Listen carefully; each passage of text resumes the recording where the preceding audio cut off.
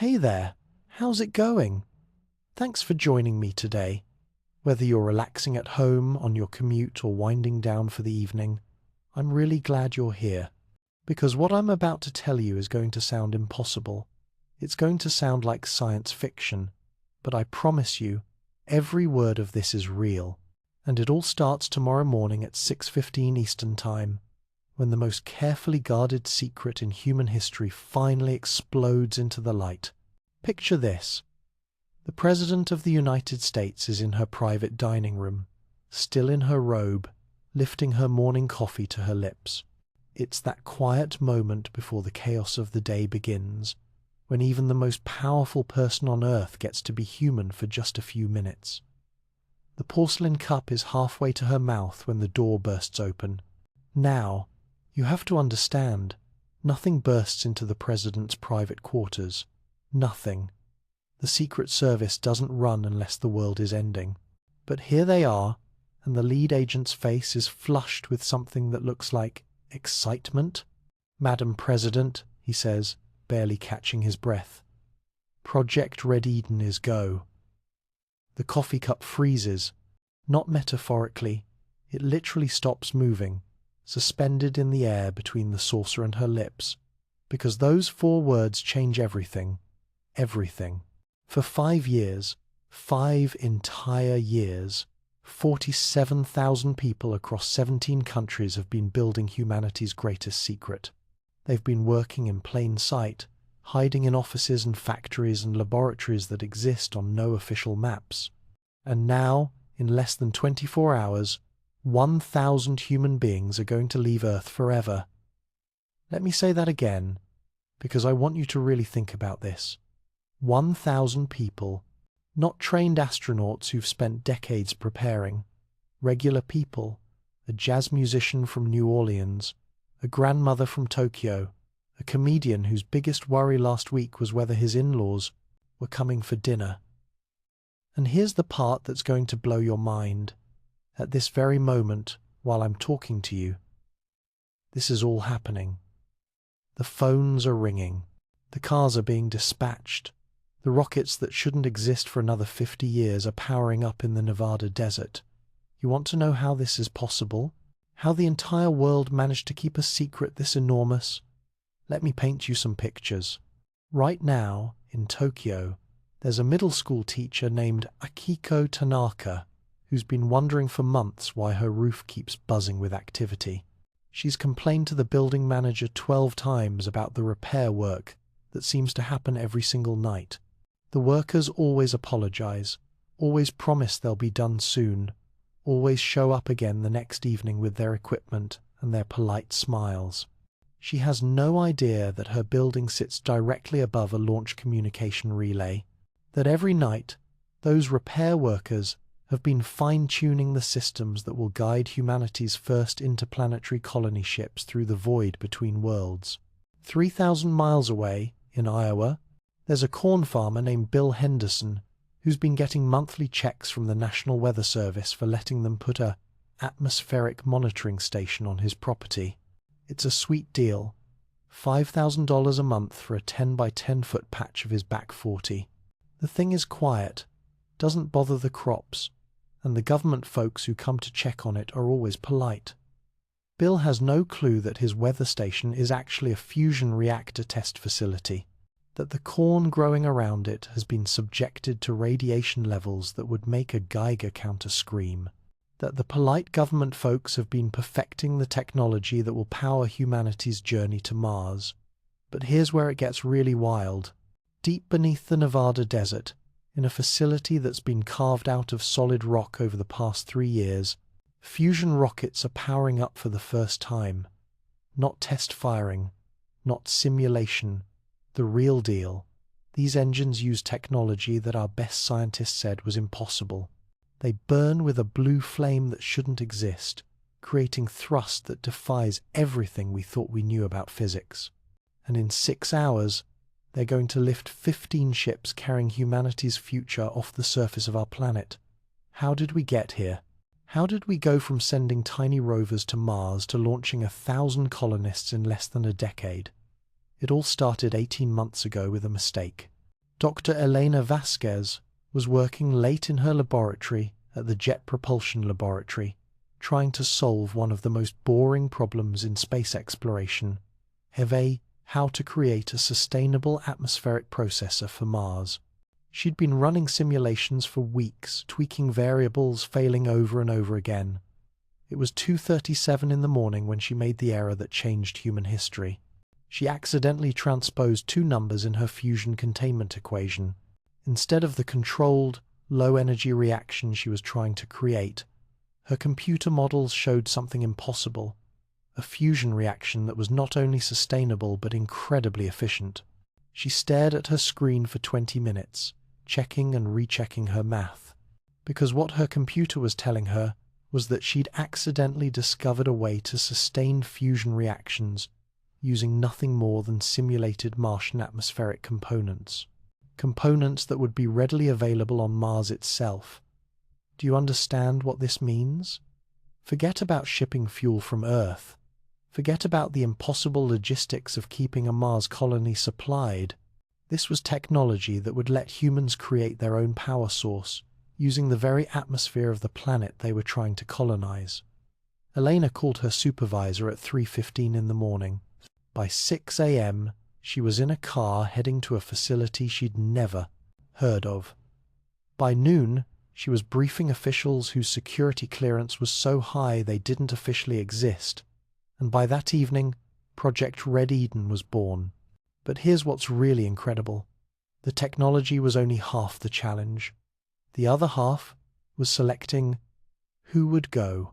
For 3 years, while engineers built impossible ships and scientists perfected fusion engines, another team was running the most sophisticated selection algorithm in human history. They were evaluating 7 billion people, looking for the perfect combination of skills, psychology, and adaptability that would give humanity's first Mars colony the best chance of survival. The algorithm was everywhere and nowhere. It was hidden in online personality quizzes that asked seemingly innocent questions about how you'd react to isolation. It was embedded in virtual reality games that tested your problem-solving skills under stress. It was woven into medical studies that seemed to be about general health, but were actually screening for space adaptation syndrome. 7 billion people took these tests without knowing they were being evaluated for the greatest journey in human history. 7 billion people answered questions about their deepest fears, their greatest strengths, their ability to work in teams under impossible pressure. And slowly, over the course of 3 years, the algorithm narrowed the field.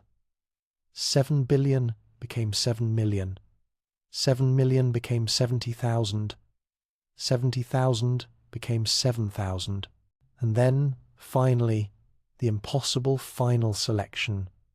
1,000 humans who represent the absolute best of our species. Not the richest or the most famous, but the most adaptable. The most psychologically resilient. The most likely to not just survive on Mars, but to thrive there. Right now, as I'm talking to you, 1,000 phones are ringing across the globe. In New Orleans, a jazz musician named Marcus Thompson is staring at a message on his phone that he's read 3 times.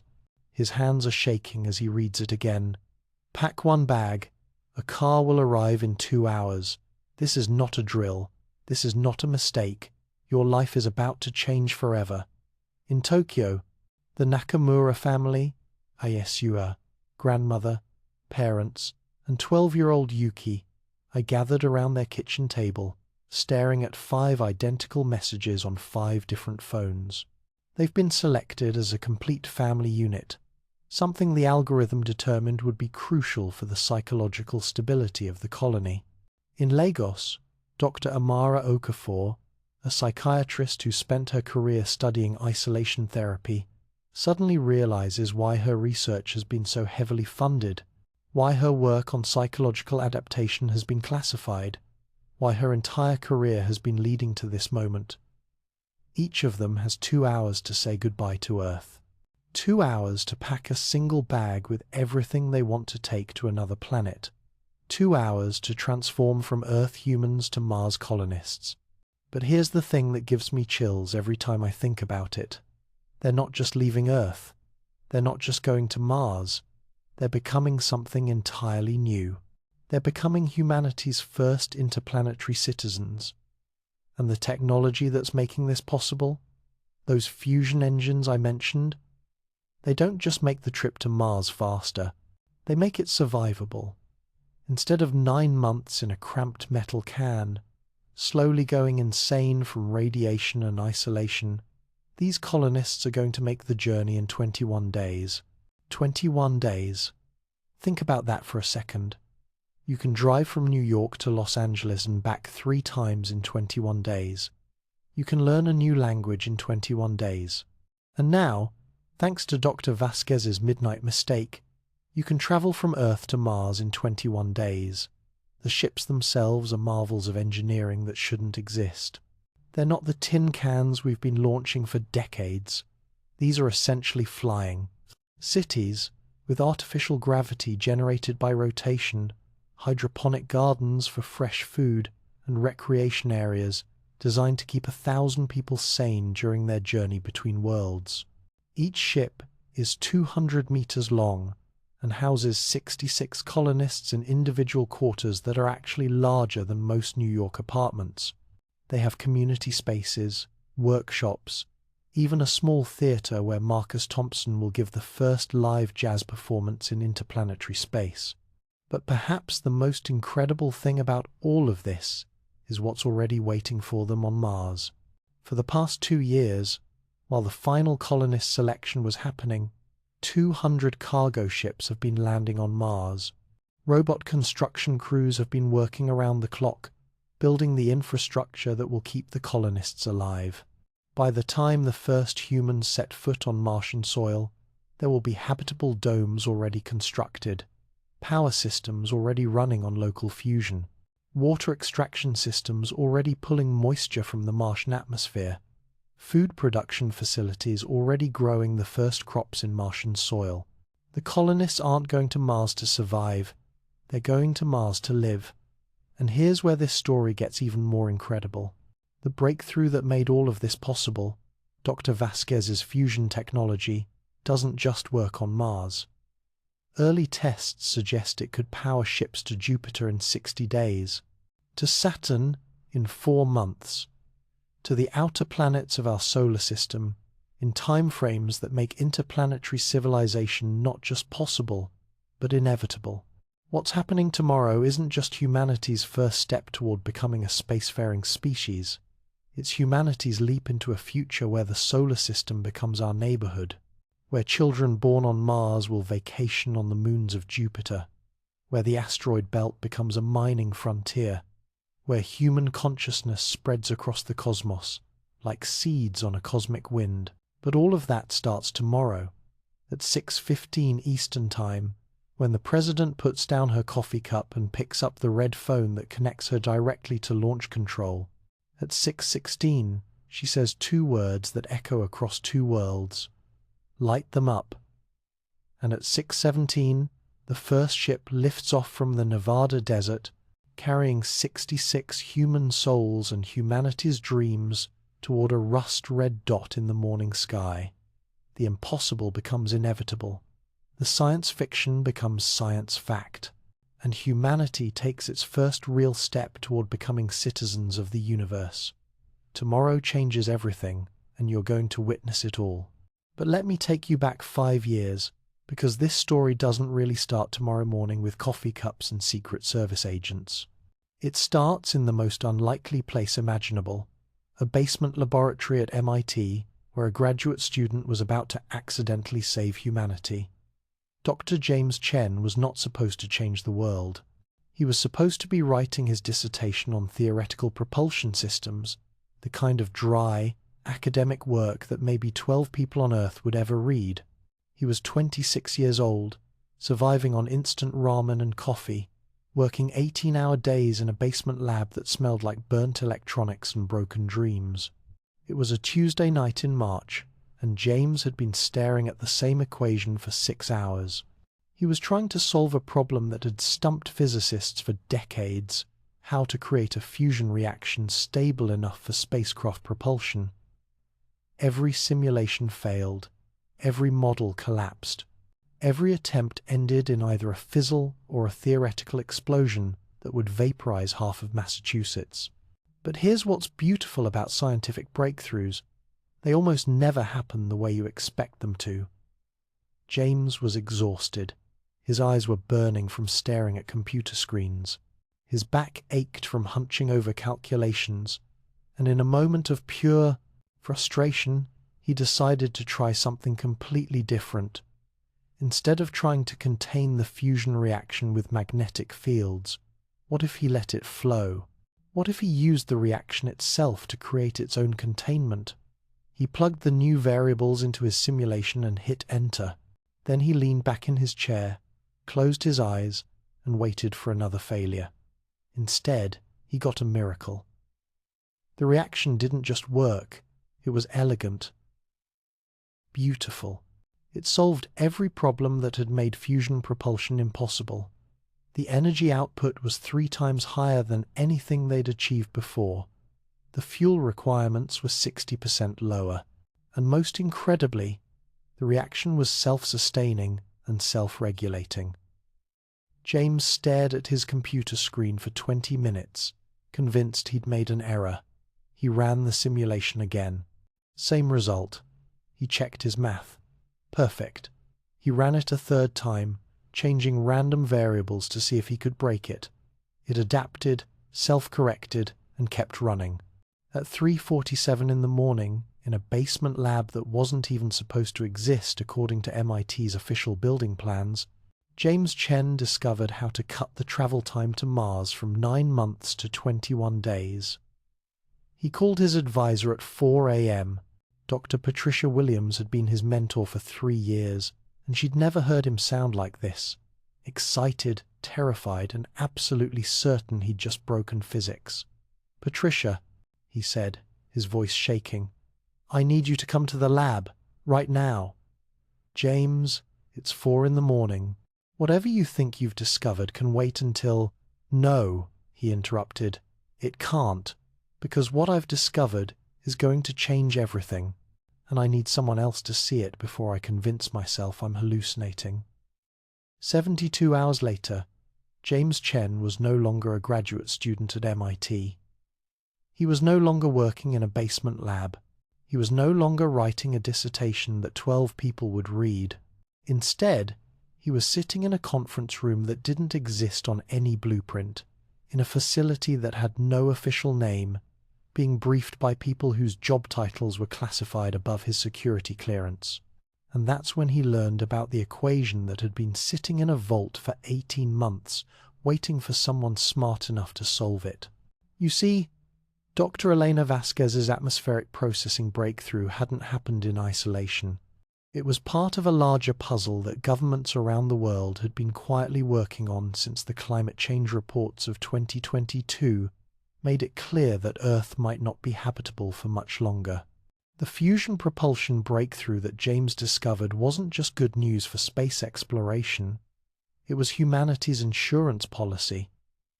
But here's where this story gets really incredible. Because the moment James Chen proved that his fusion engine could work, everything changed. Not just for him, not just for the United States, but for the entire world. Within 1 week of James's breakthrough, the President of the United States was on a private jet to Geneva, officially attending a climate summit, but really heading to the most important secret meeting in human history. Picture this scene with me. It's a small conference room in a nondescript office building.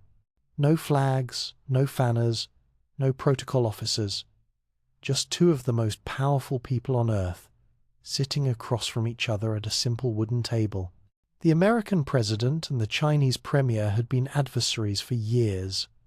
Their countries had been locked in trade wars, technology disputes, and geopolitical tension that kept the rest of the world on edge. But when the president slid a tablet across the table showing James Chen's fusion equations, all of that disappeared.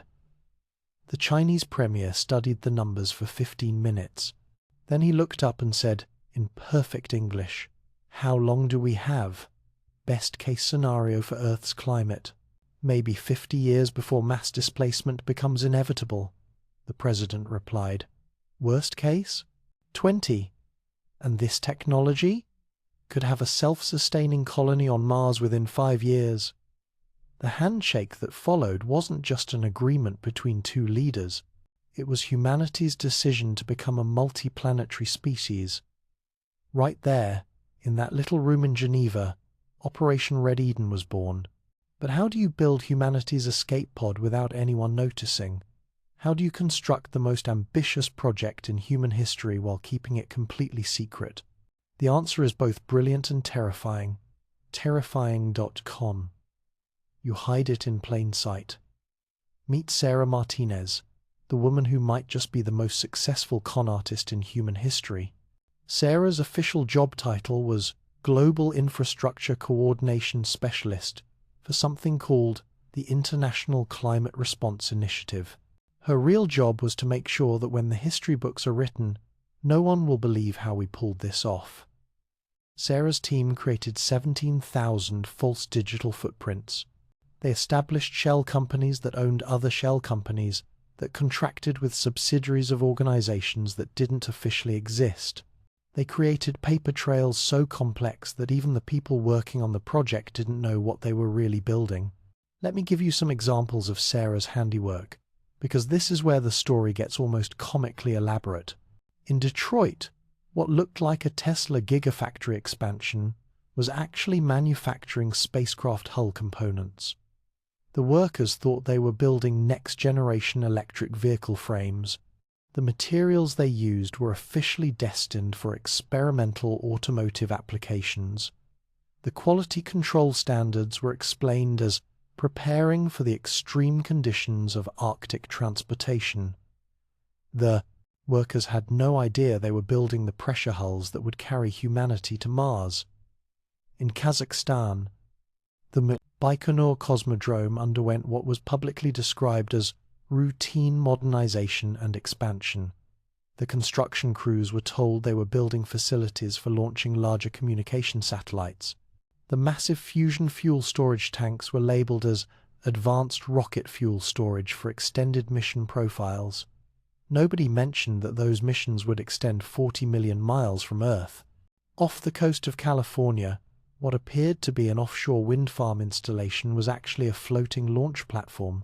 The massive support pillars that anchored it to the ocean floor were described as experimental deep-water wind turbine foundations. The electromagnetic launch rails were explained as power transmission, infrastructure for the wind farm grid. The environmental impact statements filed with California's Coastal Commission never mentioned that this platform would launch cargo ships to Mars. But perhaps Sarah's greatest achievement was hiding the recruitment process itself. 3 years ago, you probably took an online personality quiz. Maybe it was shared on social media. What kind of leader are you? Or how would you survive on a desert island? Or what's your ideal career path? They were everywhere, these innocent little quizzes that promised to reveal deep insights about your personality. What you didn't know was that every answer was being fed into the most sophisticated psychological evaluation system ever created. The quiz that asked about your leadership style was actually measuring your ability to make decisions under extreme stress. The desert island scenario was testing your problem-solving skills when resources are limited. The career path questions were evaluating your adaptability and willingness to leave your comfort zone. And it wasn't just online quizzes. Remember that virtual reality game that was super popular 2 years ago? Asteroid Mining Simulator. The one where you had to manage resources and keep your crew alive while extracting minerals from space rocks. That wasn't entertainment. That was a job interview. Every player who scored in the top 10% got flagged for further evaluation. The game recorded everything: how you handled equipment failures, how you dealt with crew conflicts, how you managed limited resources, how you responded when team members got sick or injured. The players who consistently made decisions that prioritized group survival over individual gain who could stay calm during system failures, who could find creative solutions to impossible problems, those players went into a database that would eventually determine humanity's future. And the medical studies?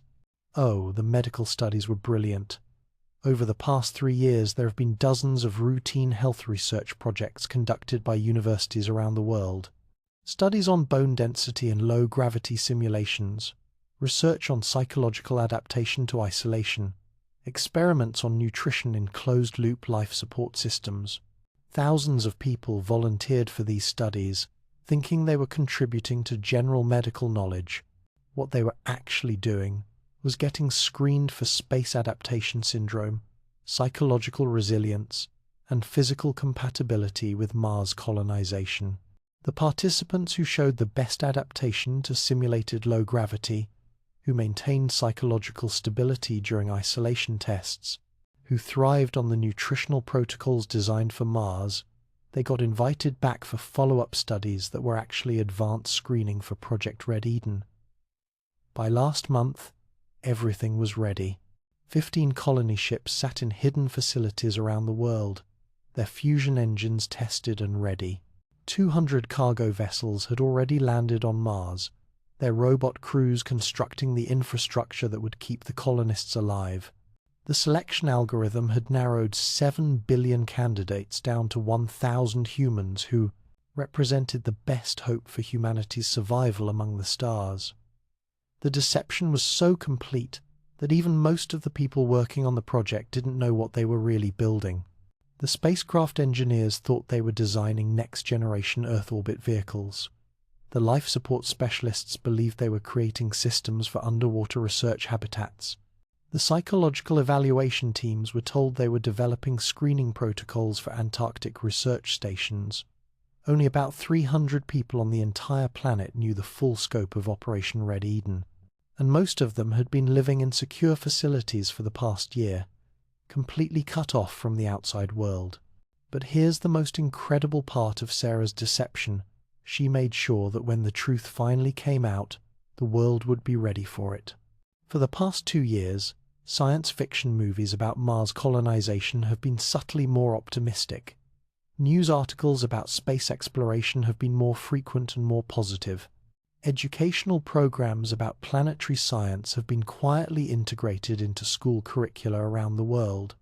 The collective unconscious of humanity has been prepared for this moment. When the announcement comes tomorrow morning, it won't feel impossible. It will feel inevitable. And that's because Sarah Martinez and her team spent 5 years making sure that when humanity learned it was about to become an interplanetary species, we'd be psychologically ready to take that leap. The secret symphony of preparation is almost complete. The ships are fueled and ready. The colonists have been chosen. The destination is prepared and waiting. All that remains is for 1,000 phones to ring with the same impossible message. Pack one bag. A car will arrive in 2 hours. Your life is about to change forever. Tomorrow morning, at 6:15 Eastern Time, the greatest secret in human history stops being a secret, and humanity's journey to the stars begins with a simple presidential order: light them up. The notification arrives like a lightning strike on a clear day. Marcus Thompson is sitting in his apartment in the French Quarter, polishing his saxophone for tonight's gig at Preservation Hall, when his phone buzzes with a message that changes everything. The text is simple, direct, and completely impossible. Marcus Thompson, you have been selected for immediate relocation to participate in humanity's first Mars colonization mission. This is not a drill. This is not a mistake. Pack one bag containing essential personal items only. A transportation specialist will arrive at your location in 2 hours. Do not contact anyone. Do not post on social media. Your life is about to change forever. Marcus reads the message 3 times before his hands stop shaking. Then he reads it again. And again. He sets down his saxophone.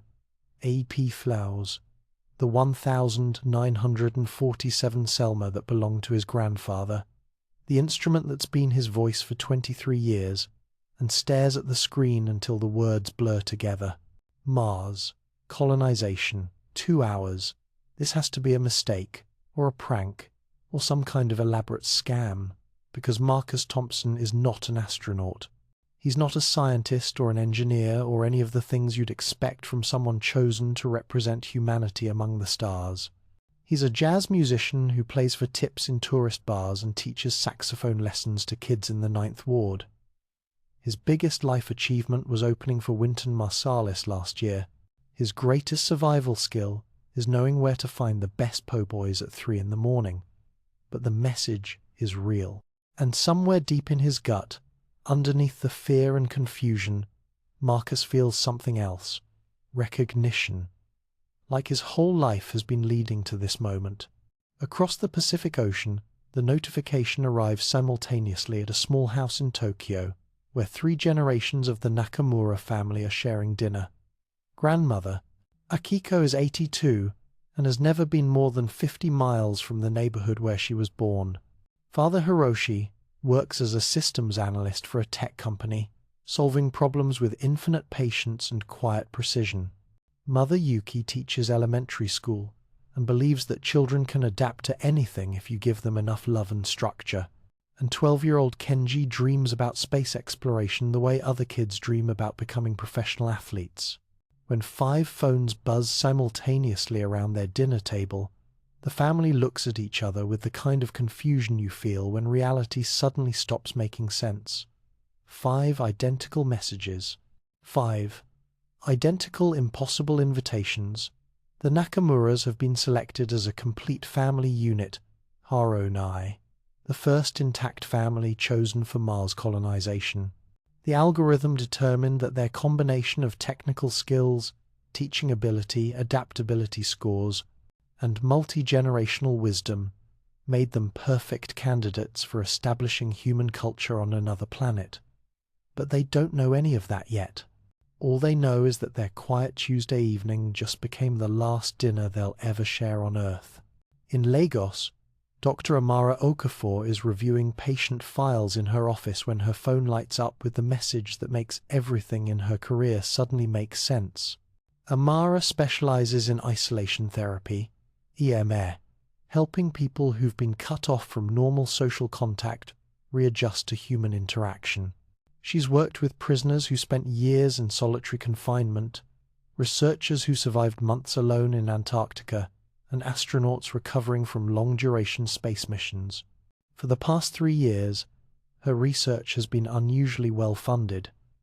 The questions her grant supervisors asked were oddly specific. The scenarios she was asked to study, isolation, long-term isolation, group dynamics in confined spaces, psychological adaptation to alien environments, seemed almost too focused to be purely academic. Now she understands why. Her entire career has been a preparation for this moment. But here's what's really remarkable about the selection process. It didn't just choose the obvious candidates. Yes, they needed engineers and doctors and scientists, but they also chose poets and comedians and artists, people whose job it is to keep humanity human even when everything familiar disappears. Carlos Rodriguez got the notification while he was on stage at a comedy club in Mexico City, making 300 people laugh with jokes about his mother-in-law and the traffic on the Periférico. His phone was supposed to be silent, but the message was tagged with an emergency override code that made it buzz even during his set. He glanced at the screen between punchlines and nearly forgot his next joke. See, Carlos's application to the psychological evaluation database hadn't come through any official channel. It came through a comedy video he'd posted online 6 months ago, a 5-minute routine about finally getting some space from his in-laws. The video went viral, but not for the reasons Carlos expected. Hidden in his jokes were signs of the kind of psychological resilience that makes the difference between survival and success in extreme isolation. His humor wasn't mean-spirited or escape-based. It was the kind of humor that brings people together, that finds light in dark situations, that helps groups bond under stress. The psychological evaluation team scored his video off the charts for community building potential. Carlos Rodriguez didn't know it, but his jokes about needing space from his family had just earned him a ticket to Mars. The selection criteria went far beyond technical skills. The algorithm was looking for people who could not just survive on Mars, but who could create a thriving human culture there. They needed the engineer who could fix life support systems, but they also needed the comedian who could make people laugh when the life support systems broke down. They needed the doctor who could treat illness, but they also needed the musician who could heal spirits when medical treatment wasn't enough. They needed the teachers who could educate children, but they also needed the storytellers who could help those children understand what it means to be human in a place where humanity had never existed before. As the notifications arrive around the globe, each of the chosen 1,000 faces the same impossible reality, NDT. They have 2 hours to say goodbye to Earth, 2 hours to pack a lifetime into a single bag, 2 hours to transform from Earth humans into Mars colonists. Marcus Thompson stands in his apartment, surrounded by 23 years of accumulated life, and tries to figure out what pieces of himself he can carry to another planet. The saxophone is obvious. Music is the closest thing to a universal language he knows. But what else? He packs the photo of his grandfather, the man who taught him that music could heal anything. He packs his grandmother's recipe for gumbo, written in her careful handwriting on an index card that's yellowed with age. He packs a small vial of soil from the backyard, where he learned to play, a piece of earth that will travel 40 million miles from home. At 11:30 p.m., Marcus Thompson plays one final song on Bourbon Street. The tourists are long gone, the bars are mostly empty, but the music echoes through the narrow streets of the French Quarter like a goodbye letter to everything he's ever known. He plays When the Saints Go Marching In, but slowly, like a lament, like a promise, like a prayer for the journey ahead. The Nakamura family holds a tea ceremony at midnight Tokyo time. They use grandmother Akiko's best china, IS rate, the set that's been in their family for 4 generations. They sit in silence, sharing green tea and the weight of impossible change. 12-year-old Kenji is the first to speak. Will there be tea on Mars? His grandmother smiles, her first smile since the phones buzzed. We'll bring tea to Mars, she says. That's how you make a new place feel like home. You bring the best parts of the old place with you. They pack the tea set. Not the everyday dishes, but grandmother's ceremonial china, because they understand something fundamental about human nature, who we don't just need air and water and food to survive. We need ritual. We need ceremony. We need the things that connect us to who we were before everything changed. Dr. Amara Okafor spends her final 2 hours on Earth writing letters she'll never send. Letters to her patients, explaining why she can't continue their treatment. Letters to her colleagues, sharing insights they'll need for the work ahead. Letters to her family, trying to explain a decision she didn't know she was making until it was already made. In her bag, she packs her grandfather's stethoscope, Ace, the one he used as a country doctor in rural Nigeria. She packs her mother's journals, filled with folk remedies and herbal knowledge that might prove invaluable on a planet where traditional medicine could be the difference between life and death. She packs a small wooden carving of an ibis. The bird, her grandmother said, carried messages between the world of the living and the world of spirits. Carlos Rodriguez does his final set at the comedy club, but he doesn't tell the audience what's really happening. Instead, he does 20 minutes of material about change, about taking unexpected journeys, about finding humor in the scariest moments of life. The crowd thinks he's just being philosophical. They have no idea they're watching humanity's first interplanetary comedian perform his farewell show for Earth. In his bag, Carlos packs his father's worry beads, the ones he carried from Spain to Mexico 60 years ago. He packs his daughter's artwork, crayon drawings of stick figures and rainbow houses that will become the first human art on Mars.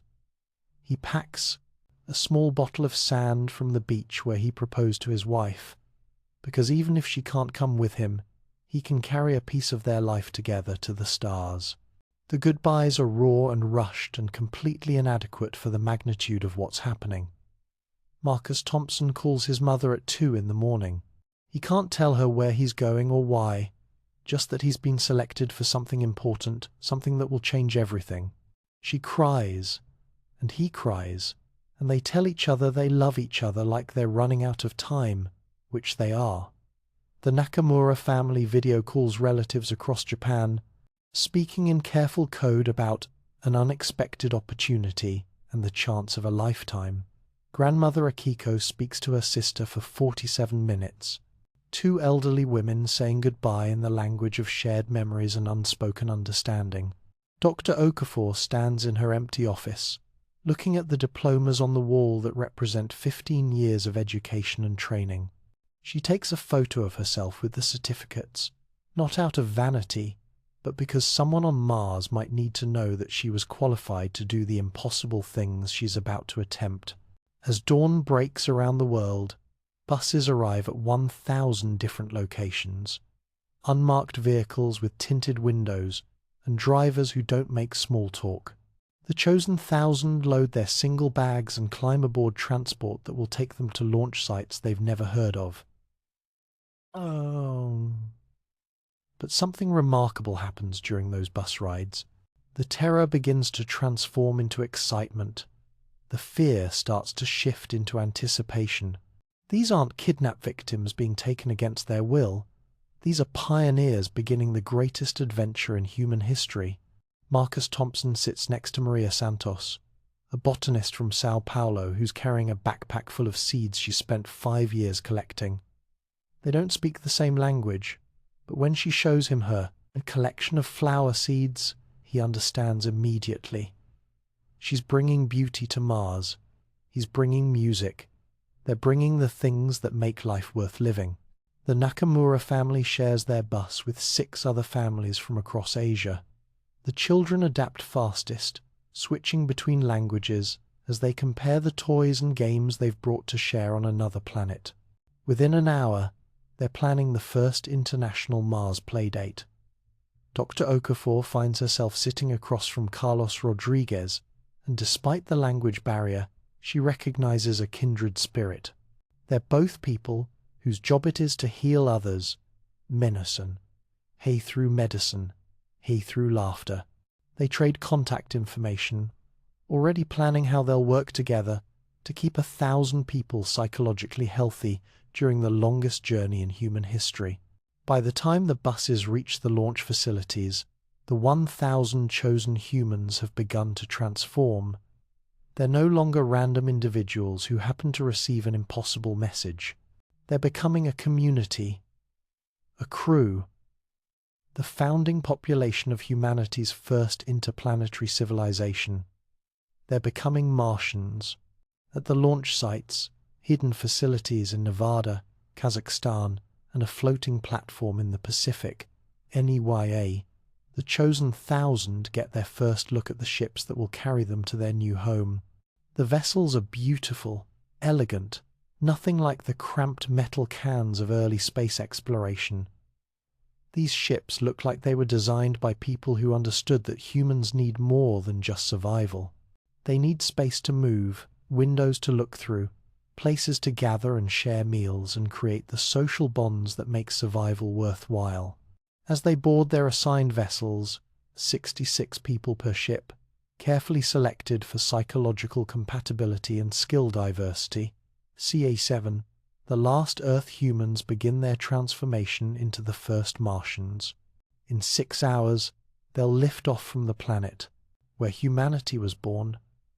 In 21 days, they'll land on the planet where humanity will be reborn, and in the years to come, they'll prove that the greatest human adventures aren't about escaping who we are. They're about discovering who we can become when we have the courage to reach beyond the horizon. The chosen 1,000 are ready. Mars is waiting. And tomorrow morning at 6:15 Eastern Time, humanity's greatest journey begins.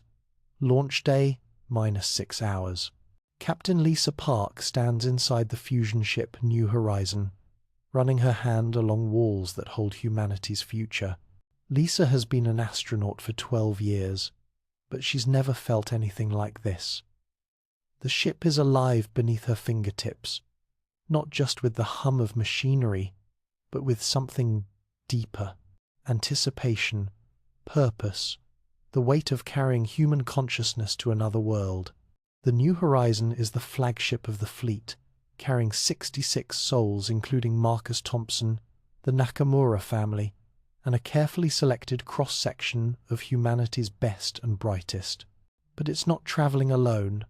14 other ships sit ready at launch sites around the world, each carrying their own precious cargo of human hopes and dreams.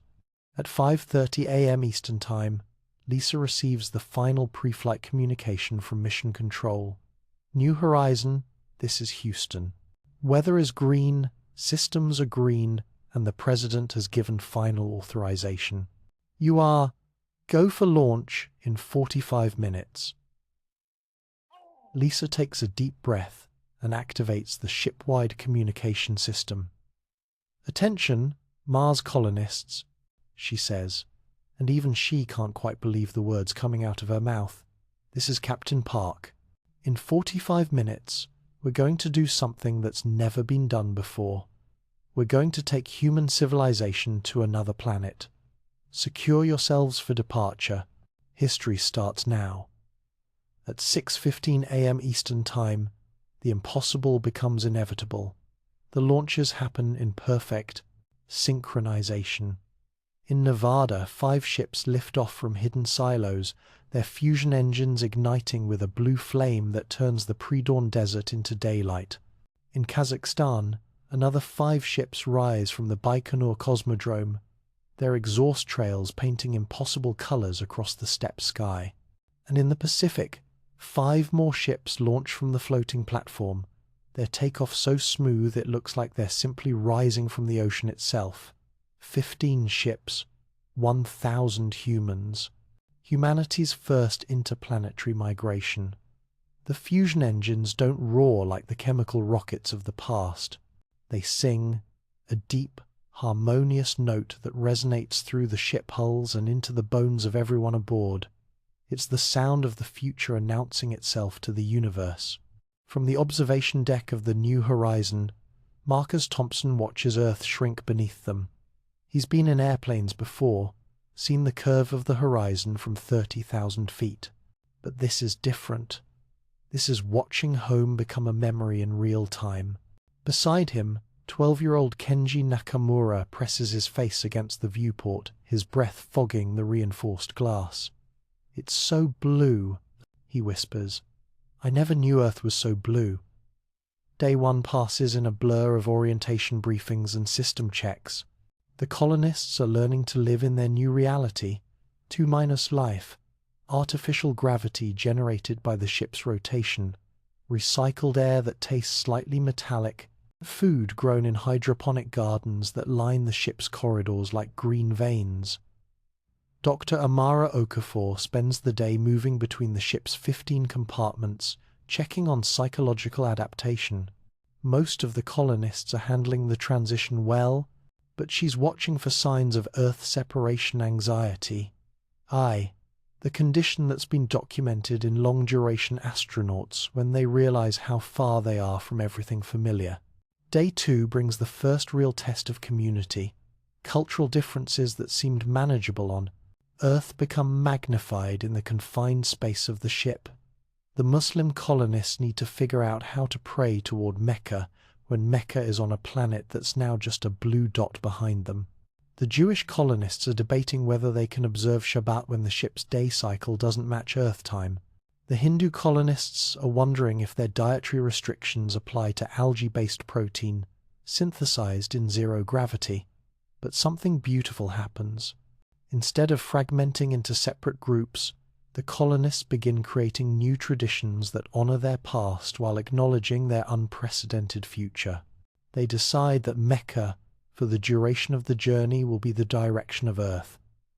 Shabbat will be observed according to the ship's cycle, creating the first space-based religious calendar, and the dietary restrictions will be collectively interpreted by the spiritual leaders from all faiths working together. These aren't just practical solutions. They're the first laws of interplanetary civilization. Day 3 brings crisis. At 1437 ship time, a micrometeor the size of a grain of sand punches through the hull of Ship 7, the Pioneer's Dream. The breach is tiny, smaller than a pencil hole, but in space, tiny holes kill people. The alarm sounds throughout the ship. Emergency protocols engage. Bulkhead doors seal automatically, isolating the breach section. But 3 colonists are trapped in the damaged compartment, and they have maybe 20 minutes of air before the leak kills them. This is when 18-year-old Alex Chen becomes a hero. Alex isn't supposed to be the person who saves the day. He's the youngest colonist in the fleet, an engineering prodigy who was selected more for his potential than his experience. 3 days ago, he was worried about whether Mars would have good internet. Now he's designing a patch to save human lives using nothing but food packaging and medical supplies. The traditional repair protocols won't work. The damage is in a location that can't be reached from outside the ship, and the standard emergency patches aren't designed for this type of breach. Alex needs to create something that's never been tried before, something that will seal a hull breach from the inside, using materials that were never intended for space repair. Working with Carlos Rodriguez, who turns out to have unexpected engineering skills from his years fixing comedy club sound systems, Alex creates a repair solution that's part genius, part desperation, and completely unprecedented. They use food packaging material, the metallic lining from emergency rations, as the base of the patch. Medical adhesive designed for surgical applications becomes space-grade sealant. A portable oxygen tank becomes a pressurization system to test the repair. And Carlos's comedy timing becomes crucial for coordinating the repair sequence while the trapped colonists hold their breath. The patch holds. The leak stops. The 3 colonists are rescued. But more importantly, the crisis proves that this community can handle the impossible. They can innovate under pressure. They can work together across cultural and professional boundaries. They can save each other when everything goes wrong. That night, Alex Chen doesn't just get thanked by the people he saved. He gets something better. He gets to see Marcus Thompson compose the first song ever written about Mars heroism, performed live in the ship's common area, while Earth hangs in the viewport like a blue Christmas ornament. Day 8 brings a milestone that breaks everyone's heart and fills them with wonder at the same time. Earth becomes a point of light. From the observation deck, the planet where humanity was born is no longer a world. It's just another star in the cosmic darkness, no brighter than Venus on a clear night. Every person who looks out that viewport has the same reaction, a moment of profound loss followed by an equally profound realization. They're not Earth people heading to Mars anymore. They're humans spreading across the solar system. Colonist Maria Santos, a botanist from Sao Paulo, records in her diary that night, "My daughter is down there, invisible now, smaller than the smallest dot I could draw with the finest pen. I carry her in my heart to Mars, but I also know that what we're doing here isn't about leaving her behind. It's about building a universe big enough for all of our children." Day 10 brings unexpected joy. Dr. Okafor reports that the psychological adaptation of the colonists is happening faster than anyone predicted. Instead of the isolation and depression that psychologists feared would occur during interplanetary travel, the opposite is happening. The shared experience of the impossible is creating bonds between people that would normally take years to develop. Strangers are becoming family. Different cultures are blending into something new. The ship isn't just carrying colonists to Mars, EBD. It's creating the first generation of true interplanetary citizens. Day 12 brings something that nobody planned, but everyone needed. Marcus Thompson and Elena Vasquez, Elena, the botanist who's been growing flowers in the ship's hydroponics bay, announced their engagement. They met during pre-launch quarantine, bonded over their shared love of bringing beauty to functional spaces, and decided that if they're going to help create a new world, they want to do it together. The wedding is held in the ship's main observation lounge, with Mars visible as a red dot in the forward viewport and Earth as a blue dot in the rear. Captain Park performs the ceremony using authority granted to her by the International Space Treaty of 2019, authority that was written for orbital missions, but somehow covers interplanetary weddings too. The ceremony is broadcast to Earth with a 14-minute delay. Humanity watches as Marcus and Elena exchange vows that transcend planets. I promise to love you from Earth to Mars and everywhere we go among the stars. The wedding creates something unexpected, the tradition of cosmic vows, promises that acknowledge that love isn't bound by gravity, that commitment can survive the vacuum of space, that the human heart is the most portable thing we carry between worlds. Day 15 brings the first signs that they're approaching something unprecedented. Mars starts to become visible to the naked eye, no longer just another red star but an actual disk with features. The southern polar ice cap is visible as a white smudge. The massive canyon system of Valles Marineris appears as a dark scar across the planet's face. But more importantly, Day 15 is when the colonists stop looking backward toward Earth and start looking forward toward their new home. The psychological transformation is complete. They've become Martians in their hearts before they've even breathed Martian air. Day 17 brings the moment that changes everything. Mars fills the viewports. It's no longer a destination they're traveling toward. It's a world they're approaching. A place with weather patterns and seasonal changes and dust storms that rage across continents. A place that looks alien and hostile and magnificent and terrifying and beautiful all at the same time. 7-year-old Kenji Tanaka. Wait, I said he was 12 earlier. Let me correct that. 7-year-old Kenji Tanaka, the youngest colonist, presses his nose to the glass and whispers words that will be quoted in history books for centuries. It looks lonely. We're going to make it happy. The children adapt fastest to the idea that this rust-coloured world is going to be home. They start pointing out features on the surface, giving them names, talking about where they want to explore first. The adults are more cautious, more aware of how hostile Mars really is, but the children see possibility where the adults see problems. Day 18 brings the first. The communication with the advanced robot crews that have been preparing the landing site. For 2 years, automated systems have been working around the clock to build the infrastructure that will keep the colonists alive. Now, as the ships approach Mars, those systems are coming online and reporting their status. Habitat domes, constructed and pressurized. Power systems, online and stable.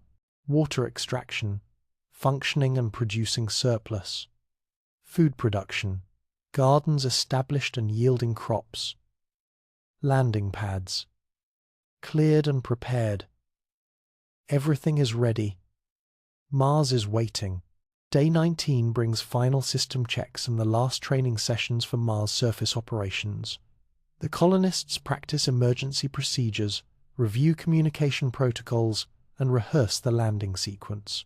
But mostly, they just stare out the viewports at the world that's about to become home. The ship's gravity is gradually reduced to match Mars' normal, about 38% of Earth gravity. The colonists learn to walk and move in the low-gravity environment that will define the rest of their lives. Some adapt easily, bouncing and gliding with the graceful movements that will mark them as Martian-born. Others struggle, their Earth-trained muscles overcompensating for gravity that's no longer there. Day 20 brings final preparations and a realization that takes everyone by surprise. The colonists have transformed during the journey, not just psychologically but physically. 21 days of reduced gravity has started to change their bodies. They're taller, more graceful, moving with the fluid motions that will characterize humans adapted to Mars. But more than that, they've transformed culturally. The 1,000 individuals who boarded the ships 3 weeks ago have become something new. Not Earth people heading to Mars, but Martians coming home. They've created new traditions, new ways of solving problems, new approaches to community that blend the best of Earth's cultures. While acknowledging the unique challenges of life among the stars, they've written songs and poems and stories about their journey. They've fallen in love and formed friendships and created the social bonds that will sustain humanity's first interplanetary civilization. They're ready. Day 21. Descent begins. The retro rockets fire with that same harmonious note that carried them away from Earth.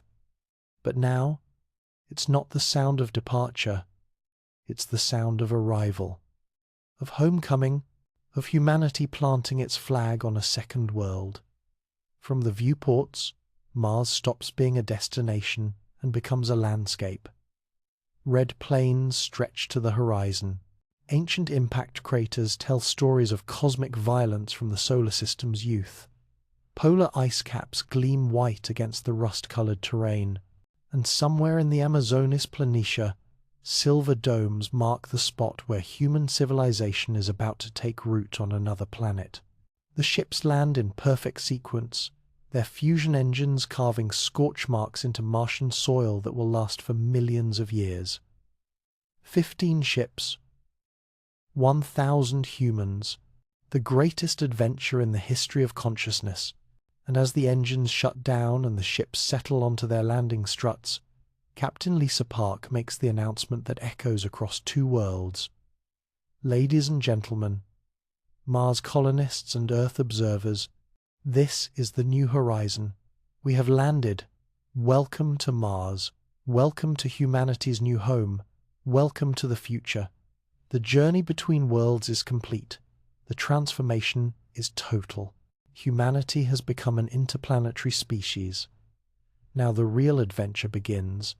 The retro rockets fire, and humanity holds its breath across 2 worlds. On Earth, 7 billion people gather around screens, watching the impossible become real. In mission control centers from Houston to Baikonur to Tokyo, engineers who've spent 5 years building this moment grip their consoles and wait. And on 15 ships descending through the thin Martian atmosphere, 1,000 humans prepare to become something unprecedented, the first interplanetary immigrants. The landing happens with a precision that would make Swiss clockmakers weep with joy. Ship by ship, they touch down in Amazonas Planitia, the flat expanse of ancient lava flows that robot surveys identified as perfect for humanity's first Martian city. The fusion engines carve landing pads into soil that hasn't been disturbed since the planet formed 4 billion years ago. Commander Lisa Park's ship, the New Horizon, is the first to land.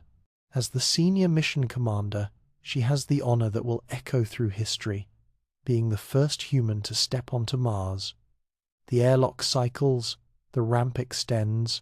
The thin Martian atmosphere, mostly carbon dioxide with traces of argon and nitrogen, swirls around her environmental suit. Commander Park takes that first step onto rust-colored soil and into the history books. But instead of delivering the carefully prepared quote that NASA's public relations team spent months crafting, instead of saying something profound about giant leaps for mankind or new frontiers for humanity, Lisa Park does something completely unexpected. She laughs. Pure joy escapes into the thin Martian atmosphere, transmitted back to Earth where it arrives 14 minutes later and makes 7 billion people smile simultaneously. Because that laugh contains everything you need to know about this moment. The relief of successful arrival, the wonder of standing on another planet, the childlike amazement at the impossible becoming routine. "Sorry, Houston," she says, still chuckling. "I know you wrote me something inspirational to say, but honestly, we did it. We're here, and it's absolutely incredible." Within 6 hours, the transformation begins. Picture this scene with me, because it's happening faster than anyone thought possible. Emergency shelters inflate like giant silver flowers blooming in fast motion across the Martian surface.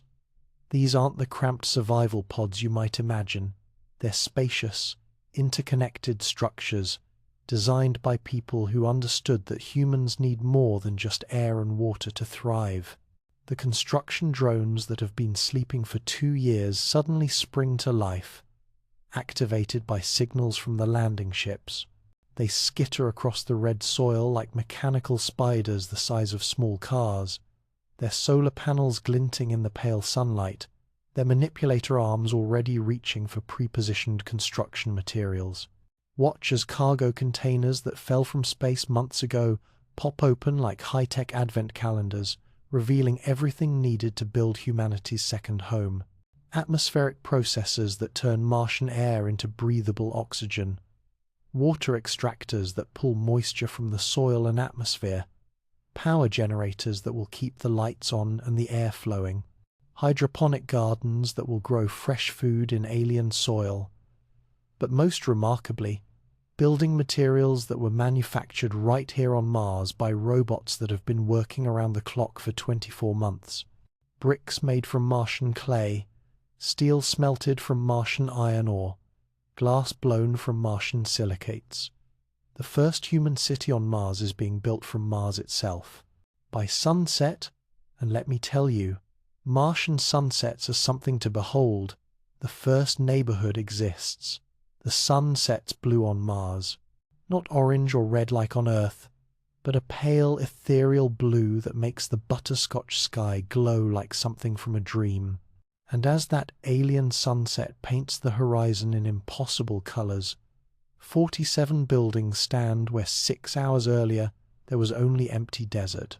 The Nakamura family has the honor of moving into humanity's first Martian home. Their efficiency scores during the journey, their adaptability ratings, and their multi-generational wisdom earned them early housing assignments.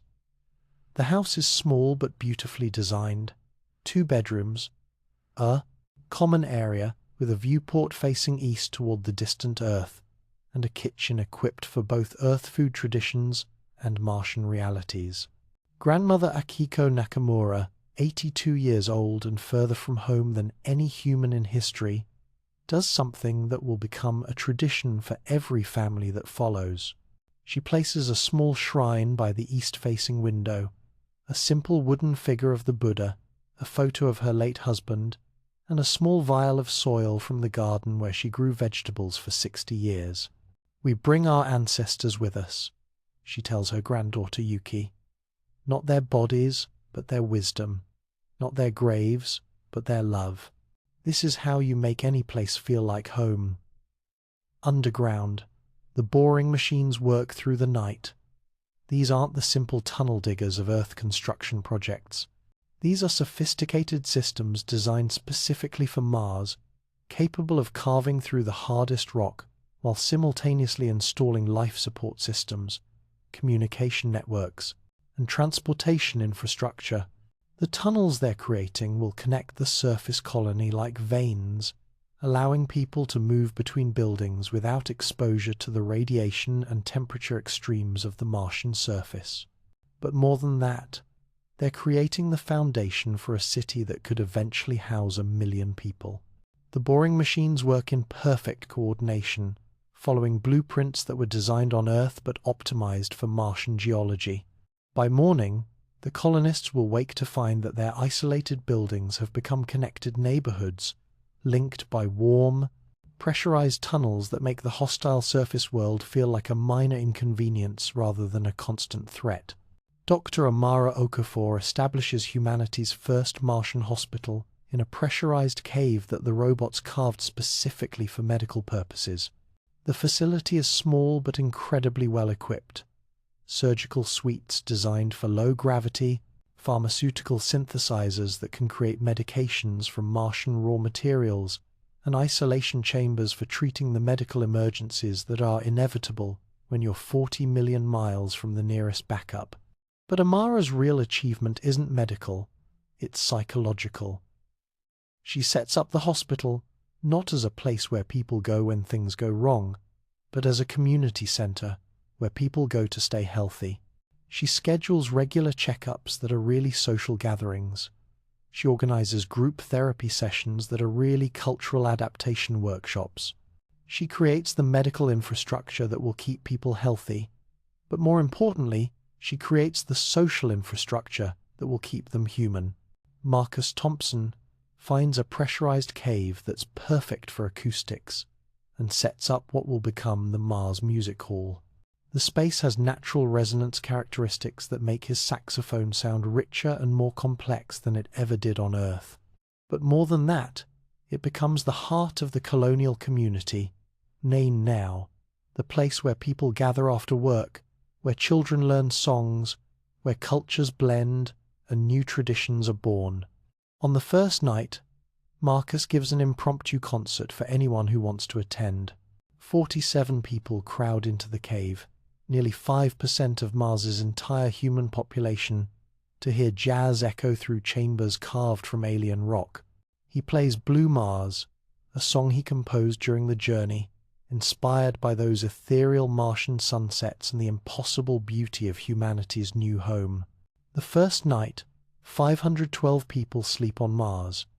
Think about that for a moment. For 4.5 billion years, Mars was a dead world spinning in the void. Now, for the first time since life began in the solar system, conscious beings are dreaming on its surface. The planet that was lonely for eons suddenly echoes with human hopes and human fears and human love. The children adapt fastest to their new reality. 7-year-old Kenji Tanaka spends his first Martian evening bouncing through the low-gravity corridors, already moving with the fluid grace that will mark him as one of the first generation of true Martians. He's invented 3 new games that only work in 38% gravity, taught them to the other children, and started planning the first Mars Olympics. 12-year-old Yuki Nakamura has set up a communication station in her family's new home and is already trying to establish pen-pal relationships with children on Earth. Her first transmission, sent with a 14-minute delay to a classroom in Tokyo, begins a tradition that will connect Martian and Earth children for generations. The teenagers are creating the first Martian social media, AUAE, a communication network that allows them to share experiences, photos, and videos with friends on both planets. Their posts about bouncing in low gravity, about the alien beauty of rust-red landscapes, about the tight-knit community forming in pressurized caves, inspire millions of young people on Earth to consider their own interplanetary futures. But the adults are having a harder time. At 3 a.m. Mars time, and let me tell you, adjusting to a 24-hour and 37-minute Martian day is more challenging than you'd expect. The first psychological crisis hits. Colin Baker, a structural engineer who's been handling the stress of interplanetary colonization better than most, suddenly experiences what Dr. Okafor will later classify as the first recorded case of Earth panic. Colin wakes up in his small but comfortable Martian apartment and for one terrifying moment has the crushing realization that home is 40 million miles away. Not home like the house where I grew up or the city where I went to college. Home like the planet where every human who ever lived was born. He sits up in bed, hyperventilating in the thin Martian air, staring out his viewport at stars that look wrong in an alien sky. Earth isn't visible from his window. It's on the other side of Mars at the moment, and the absence of that pale blue dot makes him feel more isolated than any human has ever felt. Dr. Okafor is summoned at 3:17 a.m. She finds Colin in his common area, staring at a photo of Earth taken from space, tears streaming down his face. "We can't go back," he whispers. "Even if we wanted to, even if something goes wrong, we can't just go back. The Earth is so far away that it doesn't even exist anymore. For all practical purposes, we're alone in the universe." This is the moment that Dr. Okafor has been training for her entire career. She sits down next to Colin, not as a doctor talking to a patient, but as one human being comforting another in the face of the impossible. "You're right. she says quietly. Earth is further away than any human has ever been from home. But look around you, Colin. Look at what we've built in less than 24 hours. Look at the children learning to fly in low gravity. Look at the families sharing meals in artificial caves. Look at Marcus playing jazz in a concert hall carved from Martian rock. She gestures toward the viewport, where the lights of the growing colony twinkle against the alien landscape. We didn't leave home behind, she continues. We brought home with us. And we're building it again, better than before, in a place where no one has ever been homesick because no one has ever had a home. Colin's breathing slows. His panic subsides. And in that moment, something clicks. He's not an Earth person stranded on Mars. He's a Martian learning to live on the planet where his children will be born, where his grandchildren will bounce through low-gravity playgrounds, where his great-grandchildren will look up at a pale blue dot and wonder what it was like when all of humanity lived on just one world. By dawn, Colin Baker is back at work, helping to build the infrastructure that will turn the collection of survival shelters into humanity's first interplanetary city. The first night on Mars is over. The first day of humanity's multiplanetary future begins, and as the pale blue sun rises over the rust-red horizon, painting the sky in colours that no Earth human has ever seen, 1,000 colonists begin their first full day as citizens of two worlds. The transformation is complete. The future has arrived. And Mars, after 4 billion years of waiting, finally has the one thing it was always missing, H-U-1-O, life looking up at the stars and dreaming of home. While Mars builds its first city, Earth experiences its own metamorphosis. The transformation happens faster than anyone predicted. Within 72 hours of the Mars landing, enrollment in aerospace engineering programs increases by 3,000%. Universities that had been struggling to fill their space science courses suddenly have waiting lists stretching into the next decade. But this isn't just about career choices. This is about fundamental shift in how humanity sees itself and its future. The Mars generation emerges overnight. Children who see interplanetary travel not as science fiction, but as their birthright.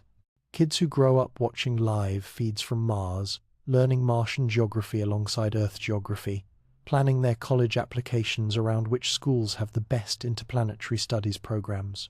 In Mumbai, 10-year-old Priya Sharma starts a journal addressed to her future pen pal on Mars. She doesn't know any Martian children yet, but she's absolutely certain she will.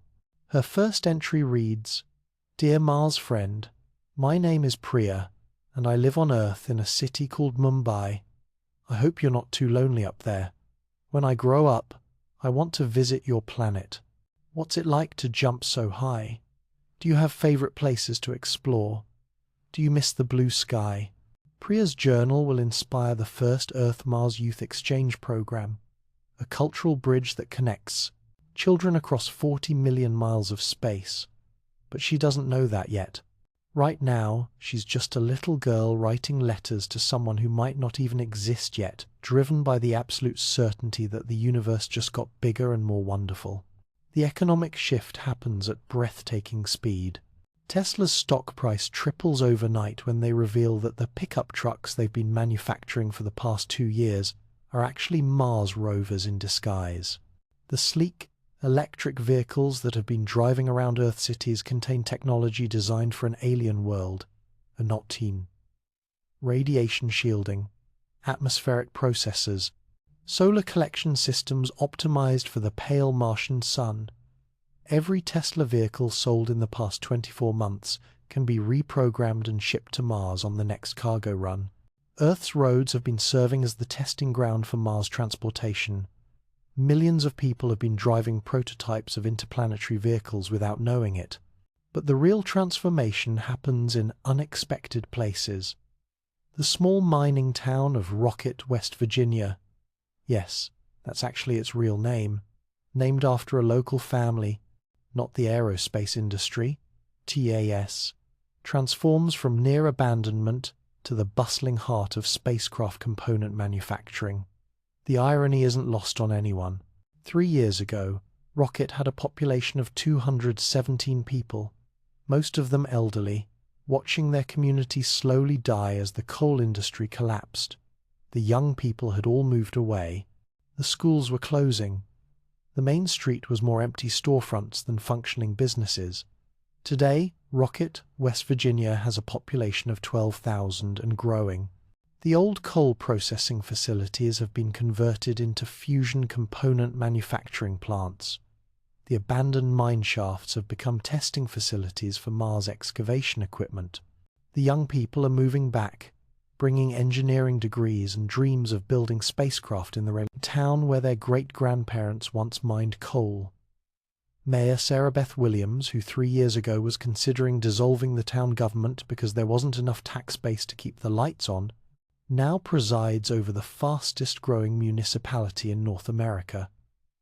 "We went from digging things out of the ground to launching things into space," she says with a laugh that carries 3 generations of Appalachian resilience. Turns out the work ethic is exactly the same, but the real change runs deeper than economics or education or demographics. The real change is in how humanity sees itself. The first Mars funeral changes everything. Harold Williams, a 68-year-old botanist from Oregon, passes away from a heart attack on Sol 12, the 12th Martian day since landing. Harold had been working in the agricultural dome, tending to the tomato plants that will provide fresh food for the colony, when his heart simply stopped. He died doing what he loved, nurturing life on a world where life had never existed before. The funeral is broadcast live to Earth, and 7 billion people watch as humanity creates new rituals for death on another planet. The colonists gather in the main community dome, Harold's body prepared according to both his personal wishes and the practical realities of Mars colonization. Traditional burial is impossible. The ground is too hard, and they can't spare the water for embalming. Cremation requires energy they can't waste, so they choose something unprecedented. Harold's body is processed through the agricultural recycling system he helped design. His organic matter becomes nutrients for the plants he spent his final days caring for. His ashes are mixed into the soil of the greenhouse dome. His memory becomes literal. The tomatoes and lettuce and herbs that will feed the colony for years to come will carry his contribution to Mars in their cellular structure. Dr. Amara Okafor, serving as both medical examiner and grief counselor, speaks at the service. Harold wanted to bring life to Mars. In death, he becomes part of that life forever. Every meal we share, every plant that grows, every breath of oxygen those plants produce will carry a piece of Harold with us. He didn't just come to Mars, he became Mars. The ritual is beautiful, practical, and completely unprecedented. Harold Williams becomes the first human to die on another planet, but he also becomes the first human to literally become part of another planet.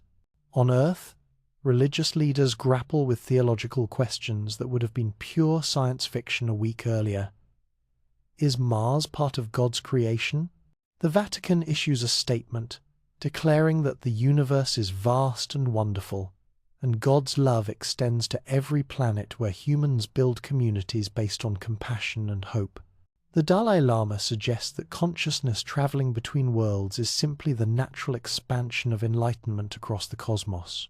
Islamic scholars debate whether prayers toward Mecca need to account for Mars's orbital position relative to Earth, but the most profound theological question comes from an 8-year-old girl in Nashville, Tennessee, who asks her Sunday school teacher, "If God made Earth for humans, and now humans live on Mars too, does that mean God made Mars for humans also, or did humans make Mars for God?" The question spreads across social media, religious communities, and philosophical circles worldwide. It becomes the foundation for what theologians will later call interplanetary theology, the study of how traditional faiths adapt to multiplanetary humanity. Can you baptize someone in recycled water? Can you observe religious holidays when the seasons don't match Earth's calendar? Do souls travel instantaneously between planets, or are they bound by the same physical limitations as bodies? These aren't academic questions anymore. They're practical concerns for families split between worlds, for religious communities that suddenly span 40 million miles, for spiritual leaders trying to provide guidance for situations no human has ever faced before. Meanwhile, Mars broadcasts its first cooking show. Martian MasterChef premieres on Sol 15, starring Chef Roberto Hernandez, who left behind a successful restaurant in Barcelona to bring culinary art to the Red Planet. The show is part cooking instruction, part cultural adaptation guide, and part comedy, as Roberto attempts to create gourmet meals using ingredients that would have been impossible to imagine just weeks earlier. Today, we're making paella marciana, Roberto announces to his audience of both Mars colonists and Earth viewers. The rice is grown in our hydroponic gardens using Martian water. The vegetables are cultivated in alien soil, enriched with, well, let's just call it recycled organic matter and leave it at that. The protein comes from algae that's been processed to taste surprisingly like chicken. The show becomes an instant hit on both planets. On Mars, it provides entertainment and practical education about how to create familiar, comforting foods using unfamiliar ingredients. On Earth, it becomes a window into daily life on humanity's newest world. But more than entertainment, Martian MasterChef proves something important about human nature. Distance doesn't diminish creativity. Harsh environments don't suppress culture. Give humans basic survival needs, and they'll immediately start trying to make life not just livable but beautiful. Roberto's paella marciana becomes the signature dish of early Mars colonization. The recipe spreads to other Mars cooking shows, gets adapted by families in the colony domes, and eventually becomes the traditional meal served at Mars Landing Day celebrations on both planets. Within a month of the Mars landing, the cultural exchange between worlds is flowing in both directions. Earth musicians compose symphonies, inspired by Marcus Thompson's Blue Mars jazz performances. Martian children create artwork using the unique properties of low gravity and alien landscapes. Earth poets write verses about the courage required to leave home forever. Martian colonists record stories about the practical magic of building civilization from scratch. The first Mars-Earth Cultural Festival is held simultaneously on Sol 25, with performances broadcast live between worlds despite the 14-minute communication delay. Earth audiences watch Martian children perform a low-gravity dance that's physically impossible on Earth. Martian audiences watch Earth orchestras perform pieces inspired by the rust-red landscapes and pale blue sunsets of their new home. But perhaps the most profound change is in how children on both planets see their futures. Earth children no longer ask, "What do you want to be when you grow up?" They ask, "What planet do you want to live on when you grow up?" Career counselors at schools start including Mars Logistics Coordinator and Interplanetary Cultural Ambassador in their guidance materials. Science fiction becomes science preparation. Martian children are growing up with a completely different perspective on what's normal. For them, Earth is the exotic destination, AT9, the planet with too much gravity, air that's too thick, skies that are too blue. They're the first generation of humans who see Mars as home and Earth as the place their parents came from. 7-year-old Kenji Nakamura, now officially the youngest Martian resident, starts a video blog called Mars Kid TV, where he explains daily life on Mars to Earth children. His first episode, Why Everything Floats Here and Other Cool Stuff, gets 40 million views in the first week. On Mars, Kenji explains to his Earth audience, when you jump, you stay in the air for forever. And when you drop something, it falls really slow, so you can usually catch it before it hits the ground. Also, our sunsets are blue, and our sky is butterscotch, and we live in caves that are actually really cozy once you get used to them. The video creates a sensation. Earth children start jumping off furniture, trying to simulate Martian gravity. Mars toys become the hottest selling items on Earth. And suddenly, every child on Earth is asking their parents when the family can visit Mars. The transformation accelerates with each passing day. Universities on Earth start offering degrees in interplanetary studies. The United Nations establishes the Department of Multiplanetary Affairs. Earth stock markets create new indices tracking Mars development corporations. And quietly, space agencies around the world begin planning the second wave of Mars colonization, PROS-9, not just for the specially selected 1,000, but for ordinary families ready to build ordinary lives on an extraordinary world. But the most remarkable change is the one that's hardest to measure, the shift in human consciousness itself. For the first time in history, humans are thinking and planning and dreaming on a planetary scale, not just Earth planetary, but solar system planetary. The problems and opportunities and possibilities that seemed impossibly large when confined to one world suddenly seem manageable when spread across two. Climate change on Earth becomes more solvable when you can prototype atmospheric processing on Mars. Resource scarcity becomes less critical when you can mine asteroids. Overpopulation becomes an opportunity rather than a crisis when you have an entire planet with room for billions. The great transformation has begun.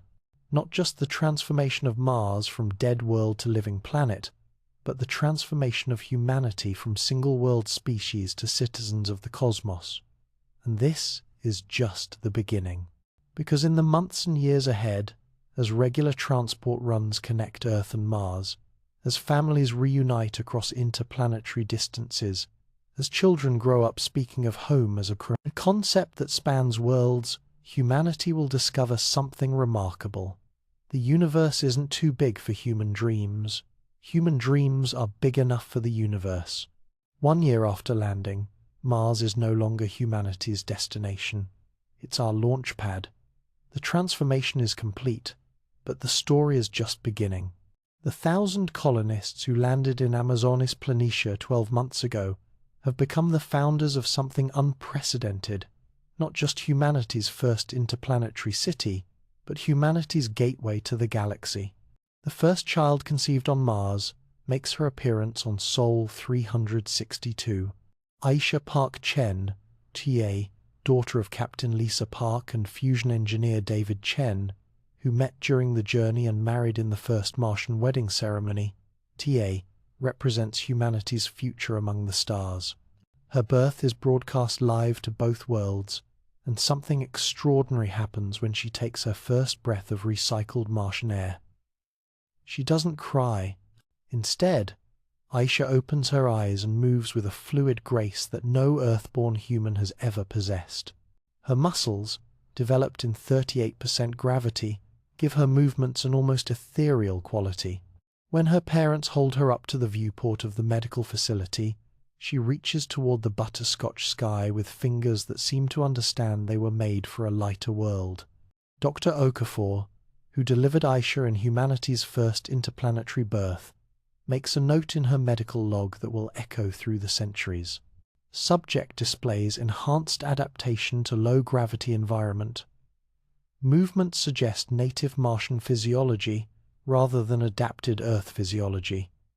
Recommend continued observation, but initial indications suggest we're witnessing the birth of humanity's first truly interplanetary generation. Aisha Park Chen crawls across Martian floors, learning to navigate a world where up and down have different meanings than they did for every human who came before her. When she takes her first steps at 8 months old, she doesn't just walk. She bounces, glides, moves with the natural grace of someone born to fly in low gravity. She is the first of many. The colony now numbers 3,000 souls, with ships arriving every launch window, every 26 months when Earth and Mars align properly for efficient travel. Each wave of colonists brings new skills, new cultures, new dreams for humanity's second home.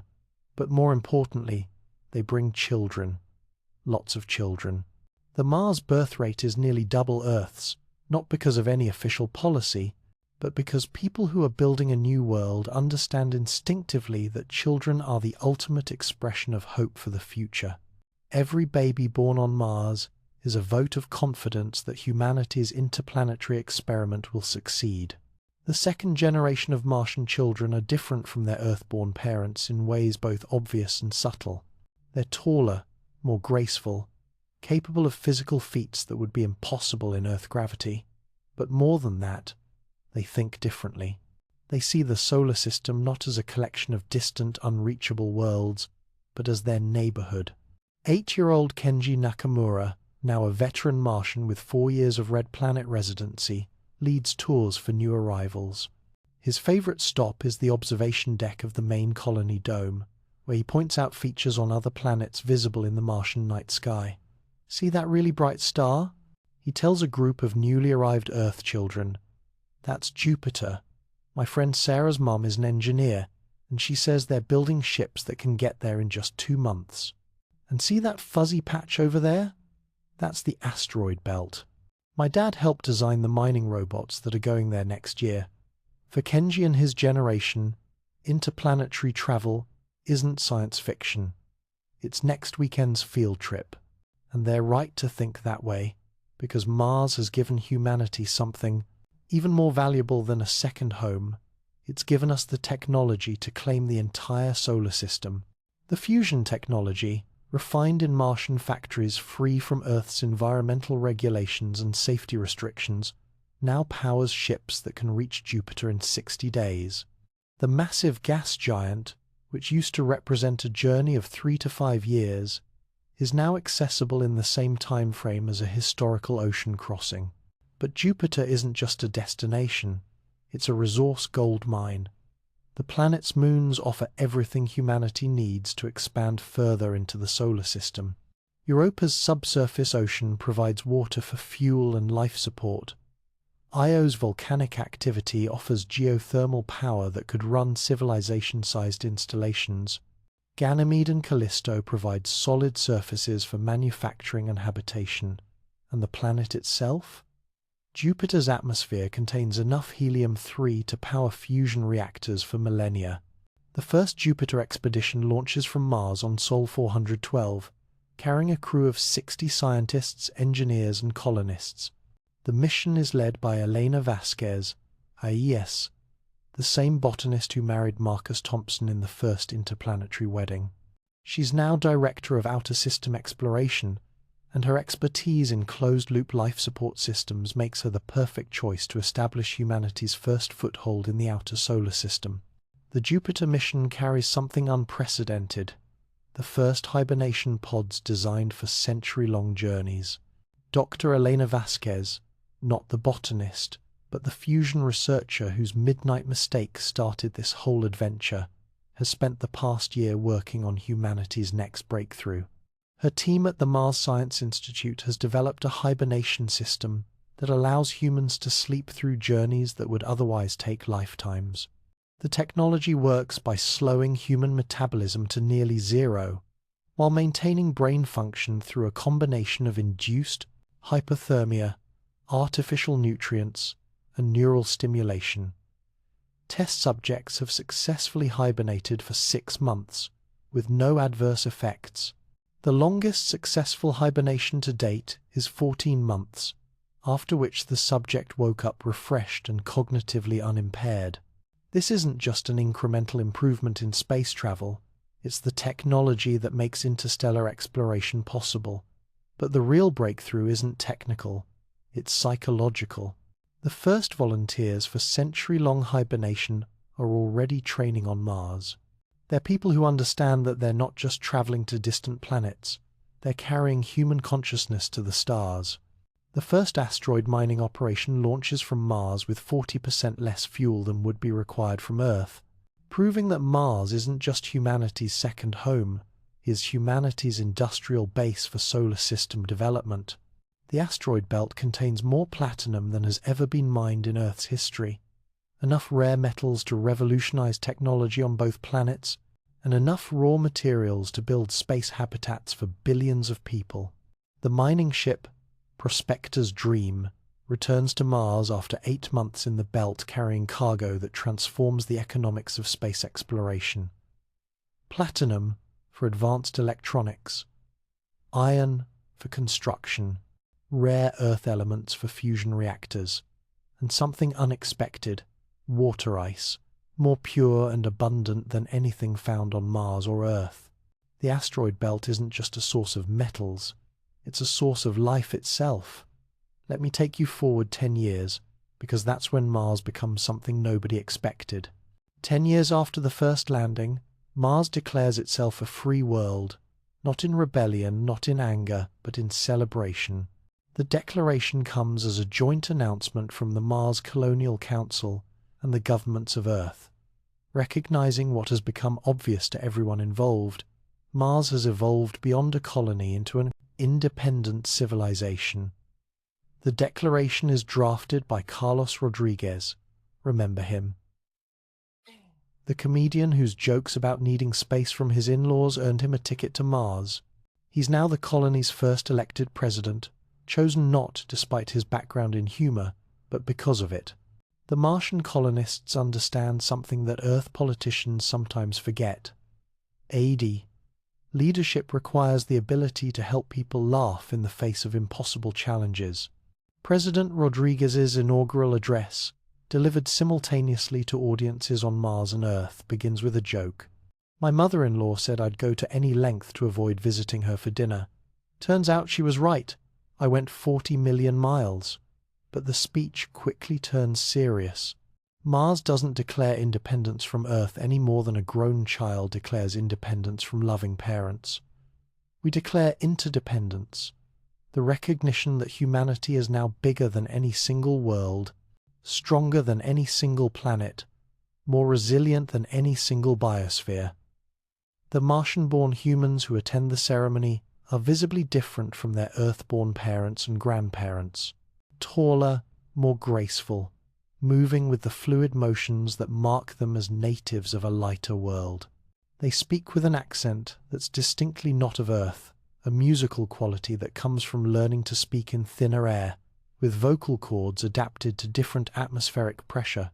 But more than physical differences, they think differently. For the Martian-born generation, Earth is a fascinating historical site, the place where humanity originated, deserving of respect and protection, but not home. Home is red soil and blue sunsets and the artificial caves where human civilization learned to thrive among the stars. 20 years forward, humanity stands on 15 worlds. The Nakamura family's great-grandchildren play in the methane rain of Titan, Saturn's largest moon, where the thick atmosphere and low gravity create a playground unlike anything in the solar system. They build snowmen from frozen hydrocarbon snow and skate on lakes of liquid methane, breathing recycled air through filters that turn Titan's toxic atmosphere into breathable oxygen. Marcus Thompson's jazz echoes through the cloud cities of Venus, where floating habitats drift through the planet's upper atmosphere like musical notes suspended in cosmic symphony. The acid rain and crushing surface pressure that make Venus's surface uninhabitable are no obstacle to cities that float 30 miles above the clouds, where temperatures are Earth-like and atmospheric pressure is manageable. The music that began in the caves of Mars has evolved into something new, interplanetary jazz that incorporates the acoustic properties of different worlds, the rhythmic possibilities of various gravities, the emotional resonance of human experience spread across the solar system. And somewhere in the void between stars, the first-generation ship carries 10,000 souls toward Proxima Centauri, their journey powered by Mars-tested fusion technology and sustained by Mars-proven closed-loop life support systems. The generation ship New Horizons, named after the first Mars colony ship, will take 40 years to reach humanity's nearest stellar neighbor. But the people aboard aren't making a desperate escape from a dying solar system. They're part of a planned expansion of human consciousness across the galaxy. Every person on the generation ship was born either on Mars or in the outer system colonies. They're people who grew up understanding that home is wherever humans build community, wherever consciousness gathers to share stories and create art and raise children who will see wonders their parents never imagined. The ship carries more than just colonists. It carries the cultural DNA of interplanetary humanity. Music from 15 worlds, literature written in low gravity and high radiation, art created with pigments of alien soil, stories that could only be told by people who learn to love the universe by learning to call multiple worlds home. But here's what's really remarkable about humanity's expansion across the solar system. None of it would have been possible without Mars. Not just because Mars provided the technology, though it did. Not just because Mars served as a stepping stone to the outer planets, though it did that too. Mars was crucial because it taught humanity something essential about our own nature. We are not a planetary species that happens to travel in space. We are a spacefaring species that happens to have evolved on a planet. The Red Planet gave us more than just a new home. It gave us the psychological breakthrough that made interstellar civilization inevitable. It proved that humans don't just adapt to new environments, we transform them into places where human culture can flourish. Mars taught us that we can carry home with us wherever we go, and build it again wherever we land. Dr. Elena Vasquez, now 93 years old and the most celebrated scientist in human history, stands in the observation dome of New Geneva, Mars's largest city, home to 2 million people, and watches Earth rise over the Martian horizon. The pale blue dot that once represented all of human civilization is now just one beautiful world in a solar system full of human voices. "We came to Mars to save humanity," she says in her final recorded interview, conducted on the 40th anniversary of the first landing. But Mars saved us in ways we never expected. It didn't just give us a place to survive, it gave us the keys to the universe. The interview is broadcast live to 15 worlds, heard by humans floating in the clouds of Venus, mining the moons of Jupiter, surfing the methane seas of Titan, and drifting between stars in generation ships that carry the dreams of every world they've left behind. And tomorrow, just like that morning 40 years ago when everything changed, remains full of infinite possibility, because humanity has learned the greatest lesson Mars had to teach. The universe isn't too big for human dreams. Human dreams are big enough for the universe, and we're just getting started.